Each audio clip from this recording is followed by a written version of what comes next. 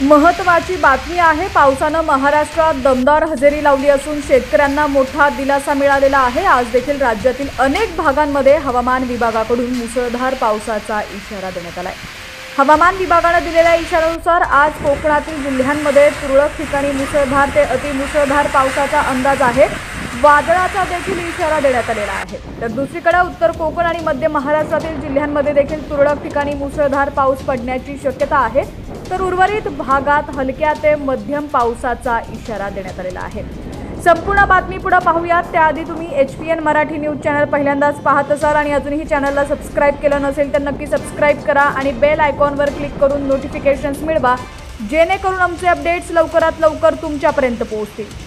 तर उत्तर मध्य महाराष्ट्र आणि मराठवाड्यातील जिल्ह्यांमध्ये तुरळक ठिकाणी विजांच्या कडकडाटासह मध्यम पावसाचा अंदाज हवामान विभागाने वर्तवलेला आहे।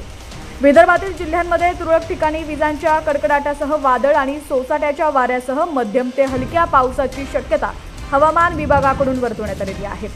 मुंबईबाबत बोलायचं झाल्यास मुंबईत पुढील 24 तास ढगाळ वातावरण राहणार असून काही ठिकाणी मुसळधार तर काही ठिकाणी मध्यम स्वरूपाच्या पावसाची शक्यता वर्तवण्यात आलेली आहे।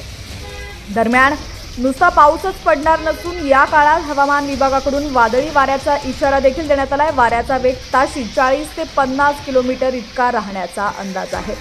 पावसाचे अपडेट्स दररोज पाहण्यासाठी HPN मराठी न्यूज चॅनलला सबस्क्राइब करा आणि बेल आयकॉनवर क्लिक करून नोटिफिकेशन्स मिळवा, जेणेकरून आमचे अपडेट्स लवकरात लवकर तुमच्यापर्यंत पोहोचतील आणि तुमच्या भागातील देखील पावसाची काय परिस्थिती आहे ती देखील आम्हाला कमेंट सेक्शनमध्ये नक्की कळवा। दळ दळ दळ